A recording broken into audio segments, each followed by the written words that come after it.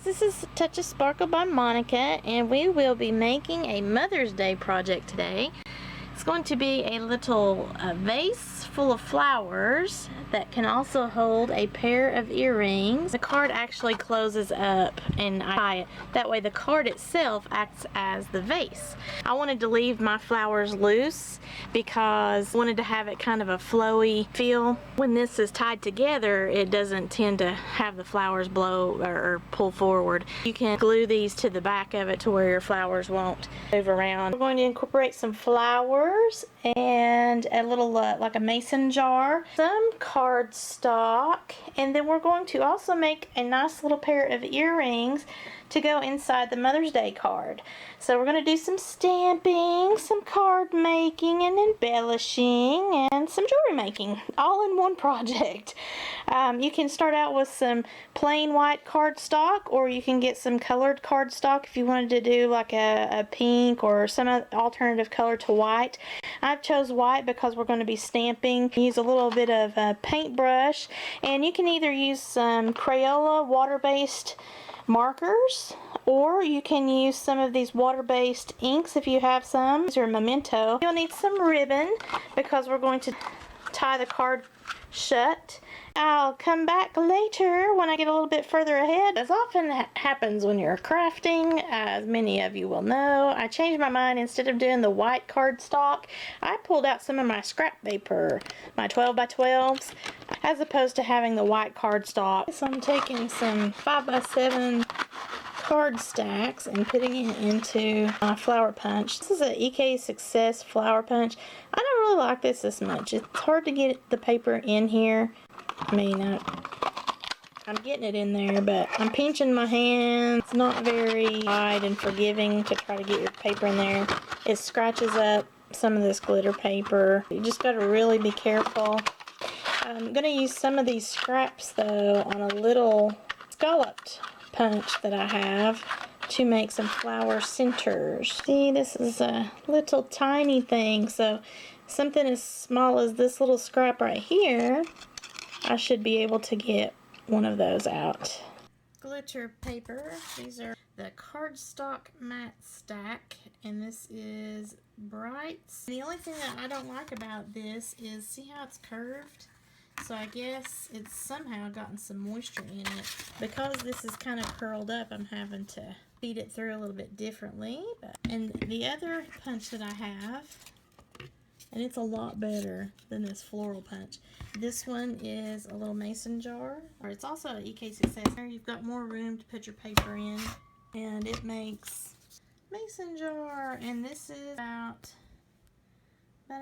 almost an 1.5 inches wide by 2¼ inches. So as you can see, all of these mason jars that I stamped last night with my little Crayola markers, they have all dried, and I am going to stamp a few more. I just wanted to show you a tip. If you find that some of your images come out on these brand new clear stamps, if it comes out not exactly clear, like I don't know if you can see there's a little bumpiness going on there.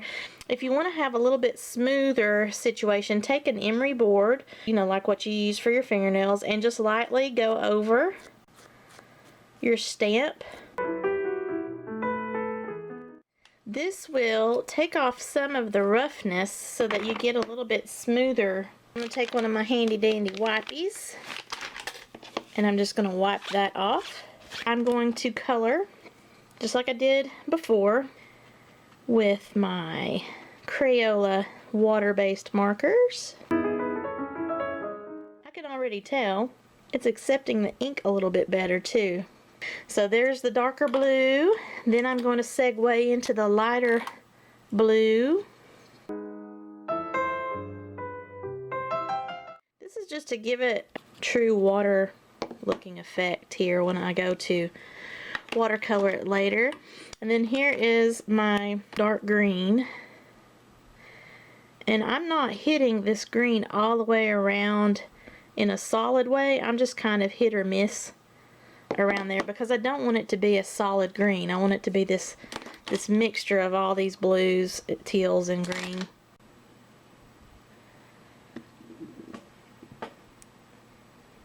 And you always want to kind of leave your stamp on there for just a second or two so that it can accept the ink a little bit better.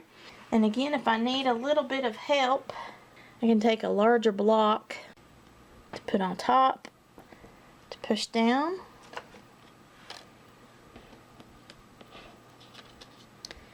And there is a stamp. See, this one over here is one I did last night, and it's a little bit bumpy looking.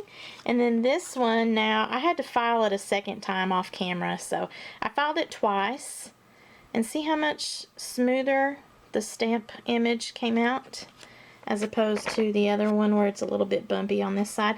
So I mean, it's up to you, whatever look that you prefer. And then if you see here, I took some little floral stacks of scrapbooking paper that I have, and I have then punched those out as well. This came out of Floral Prints Matte Stack, and there's a whole bunch of sheets in here. When you take this off of the pack, I want to then try to get it onto my block without distorting it, because this is hollow in the center. What you can do is lay it face down and then take your block here, lay it how you want it to pick up the stamp, which I wanted mine pretty much in the center, not all wonky. So that's just a little tip. I learned that from the Frugal Crafter. She has something called Stamp School, and since I'm relatively new to stamping in this way, where I'm using these Crayola markers and changing it into a watercolor painting and whatnot, I'm learning all kinds of cool stuff online. You know, YouTube is a wonderful thing.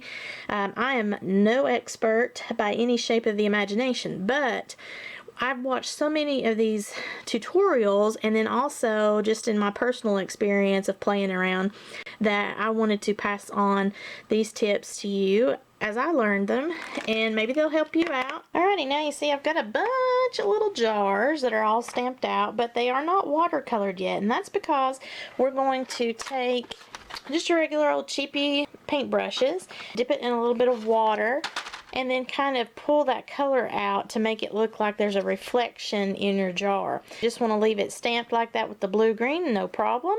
And I mean, you know, it's cute enough just like that. But now what we're going to do is we're going to stamp the Happy Mother's Day sentiment directly in the center of the jar on a few of these white ones. So I have several different options I can do. I've got my little Happy Mother's Day stamp on my block now, and I can do just like I did with the jars where I colored them in my Crayola markers and then stamp them in the center, or I can use, got a large pad right here, the archival ink, or I can go and use some embossing powder. Now you can have like a white, this is called Sparkle. It is an embossing powder which gives a little bit of texture. You can do it either in like a white sparkly like this is, or you can do it in multiple colors. This is by Stampendous, and I got it through Amazon. Also, the thing with these embossing powders is that you can mix colors to create a custom color if you want to do that. Use your watermark stamp. This is a Versamark stamp, or I do have an embossing dabber, which is kind of a liquid, and it has a little bit of a sponge applicator on the top, and I can dab that onto my stamp. You're not going to be able to see the image obviously because this is clear until you either put some of your little sparkle embossing powder or your colored embossing powder on it. And then you would take your heat tool, it's kind of like a little handheld hair dryer, and blow onto that embossing powder, and it actually then melts it and creates a little bit of a texture and a shine to whatever that you stamped in that particular color, or if you're using a sparkly white, it'll show up in a sparkle. I'm going to do the regular stamping method, and then I'm going to attempt my first ever embossing and see which way I like better. I just stamped this little Stampy, this Happy Mother's Day, into my archival ink, my black, and then I'm going to come on here and put that stamp in the very middle. Happy Mother's Day. This archival ink is not going to be affected when we do the watercoloring, just the watercolor ink wheel. So I pulled out my brand new Vase heating tool here. I put its little stand on, that way it apparently after you run it, it's going to still be hot here on the tip, and you don't want to burn yourself. I've got the Versamark pad out here, and it is just a clear stamping pad that has got like a little gel, and it's going to catch the design of my stamp, which you can see there's still a little bit of that black ink residue, but it's not going to show up whenever I stamp it, because that archival ink, the permanent ink, since it's not a water based, it doesn't come off of the stamp, so that's going to be okay. You can use a scrap piece of paper that is really thin so that you can make a cone and get the embossing powder back into the container once you're done. I've changed my mind a little bit. I am going to do the blue instead of that red color.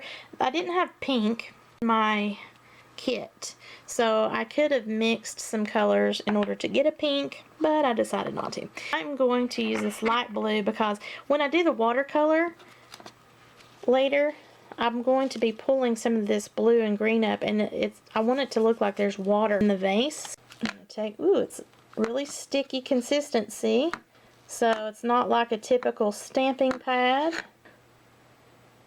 Still position this in the center, and get my other little block to help me out to be sure I've got even coverage. See, it leaves like a little glossy finish there. Okay, now this is the scary part and the messy part. Now I've heard some people actually use some anti-static powder before they set it with the heat gun, and I just forgot that I have that tool. I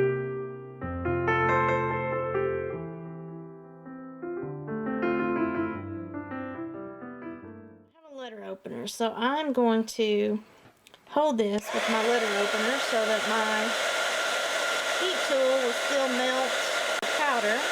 Okay, but it's not burning my fingers off.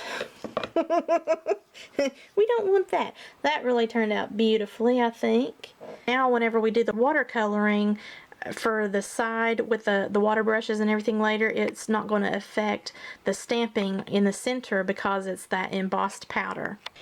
Alright, ladies and gents, I've just got a cheapy little watercolor brush, a paintbrush, and I have got a little bit of water in a cup. You're not going to need a whole lot because these are such a small little embellishment here, but I wanted to show you the embossing powder still has that kind of wet look to it. It dries almost instantly. As soon as that heating tool changed the powder from powder to this sheen, it was dry. I'm just on a scrap piece of paper here. Now, if you wanted to just directly paint, watercolor paint, you could take your marker and on your acrylic block or anything that has a glossy surface, just take your marker and kind of get a little bit of color on there. I'm going to throw a little bit of each of those colors just in case I need a little bit more. This marker, once it gets wet, it will reconstitute the ink and kind of move the way I want it. I'm going to dampen my paintbrush, kind of dab it off just a little bit because you don't want to have this card paper soaked. I'm going to hold it with my finger, and I'm going to come in here. You can also use water brushes that have a little bit more of a point. Actually, I am going to get more water. Okay, so don't dab your paintbrush off. Now, I'm not an artiste. I do not paint for a living. I've just seen these techniques here on YouTube, primarily with the Frugal Crafter. A little bit more blue, so I'm going to come over here on my block and pull that blue in here. I'm going to kind of make it a hodgepodge. Get a little bit of that green, mix it all together.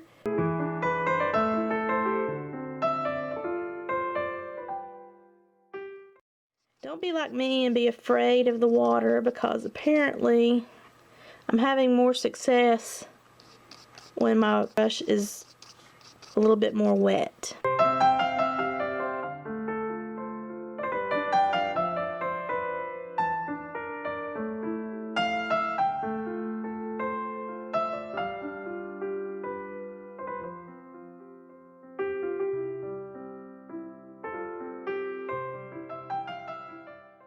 To try to remove some of this water by putting the paper towel on top of it, blotting it dry. Then I'm going to take my block that I was using and also just press it down, kind of suck up the water that's affecting my cardstock, and then I'm going to lay that to the side and let that dry. All I have to do is either take a baby wipe or dip my paper towel into the water container that I have, and then just kind of wipe that off because it's water-based paint. So there is my first ever attempt at embossing as well as watercolor. So I can already tell you that I do not like to do the watercolor effect here as much as I thought I would. Now what I'm going to do, I'm going to come back in here and kind of make some little lines to get my jar back in there. Re-ink my stamp to do that, but that's going to work out just fine for me.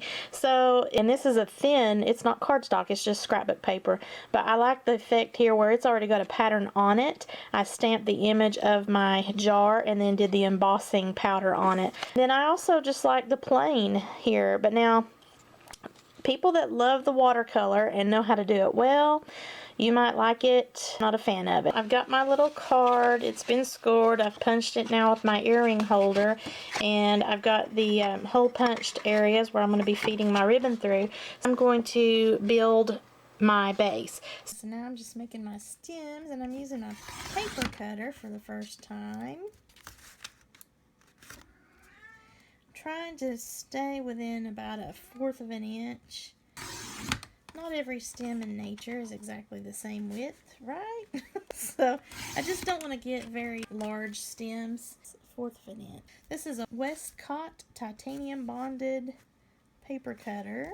I'm using a regular size piece of cardstock. This cutter that I'm using is pretty neat because, well, it's got all sorts of measurement things on here, which I don't exactly know how to use at the moment. I'm just kind of eyeballing it as I go. But it has a scoring blade on it, and then it also has this cutting blade. Earlier when I made these score lines on the card right here, I used that scoring blade. My card is going to be a stand-up card, since it's going to be a vase theme, so that way when you tie with the ribbon, your card is going to be upright. Mom can untie the card, open it up, and there are her earrings. When I hang my earrings in here, I don't want the earrings to be covered up by the stems of the flowers. You can do various lengths with your flowers. This is where you can use your glue stick here, and I want to have my jar up here, so wherever I have my jar, which is going to be right here, I do not want to have my stems going below that. So I'm going to take this glue stick. It dries clear even though it looks purple right now.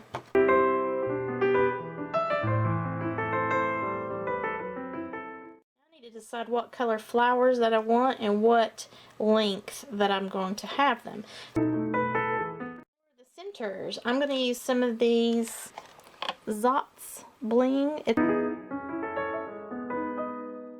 Use those glue sticks if we want. But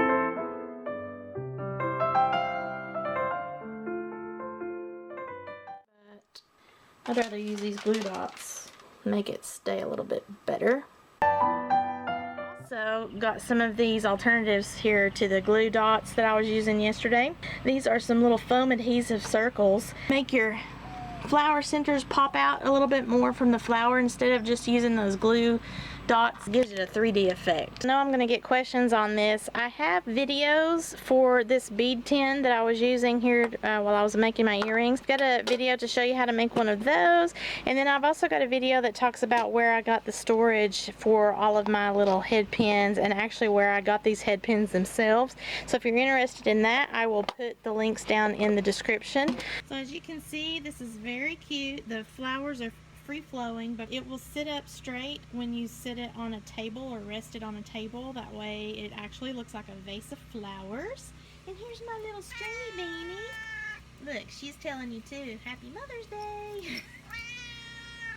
So if you enjoyed this little tutorial, just leave a comment. You make your own little vase with the flowers. Be sure to tag me at Sparkle by Monica, and I will be able to see it either on Instagram, Pinterest, Twitter, or Facebook. Have a sparkle-rific Mother's Day, y'all!